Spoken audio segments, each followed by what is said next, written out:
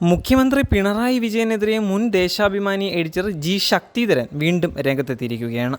മുഖ്യമന്ത്രിയുടെ ബന്ധുവായിരുന്നു കശ്മീരിൽ വെടിയേറ്റ് മരിച്ച് വീണിരുന്നതെങ്കിൽ 100 കോടി മുടക്കി അർമാദിക്കുമായിരുന്നു ദുഷ്ട എന്നാണ് ശക്തിധരൻ ചോദിക്കുന്നത്.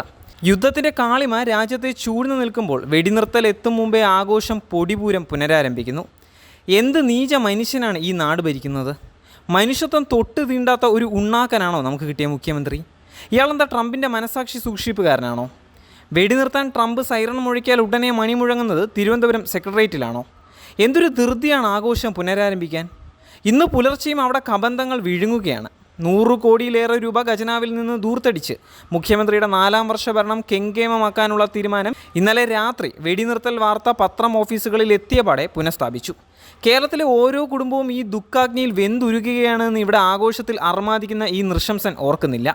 വെടിനിർത്തൽ വാർത്ത പുറത്തു വരാൻ കാത്തിരുന്ന പോലെയുണ്ട് ആഘോഷം പൊടിപൂരമാക്കാൻ ഇറക്കിയ പത്രക്കുറിപ്പിൻ്റെ വേഗത കണ്ടപ്പോൾ. എടോ മരമണ്ടനായ നൃശംസ ചെകുത്താനെ, അരിവാൾ ചുറ്റിക നക്ഷത്രം ചൂടി നിൽക്കുന്ന 1734 CPM അംഗങ്ങളായ കുടുംബങ്ങൾ ജമ്മു കശ്മീരിലുണ്ട്. നാളത്തെ പ്രഭാതം കാണാനാകുമോ എന്ന് ഉറപ്പിച്ചിട്ടല്ല ഇന്നലെ അവർ ഉറക്കപ്പായയിലേക്ക് പോയിരിക്കുന്നത്. വെടിനിർത്തൽ പിൻവലിച്ചു എന്ന ഭംഗിവാക്കേ ഉള്ളൂ. അവരിപ്പോഴും ആശങ്കയിലാണ്. അവരുടെ കണ്ണിൽ ഇരുട്ടാണ്. അവർക്ക് വേണ്ടിയാണ് കേരളവും ഇന്ത്യയും പ്രാർത്ഥനയിൽ മുഴുകുന്നത്. യുദ്ധത്തിൻ്റെ മുൾമുനയിൽ കഴിയുന്ന ഒരു സംസ്ഥാനത്തെ ഹതഭാഗ്യരെ വിസ്മരിച്ചിട്ടാണ് ഇന്ന് ഈ ആഘോഷം പൊടിപൊടിക്കുന്നത്. ഈ ആഘോഷം രാജ്യവ്യാപകമായി ആഘോഷിക്കണമെന്ന് മുമ്പേ തന്നെ പാർട്ടി ആഹ്വാനം ചെയ്തിരുന്നുവത്രേ. ദുഷ്ടന്മാർ എന്നാണ് ശക്തിധരൻ സോഷ്യൽ മീഡിയയിൽ പങ്കുവച്ചിരിക്കുന്ന കുറിപ്പ്.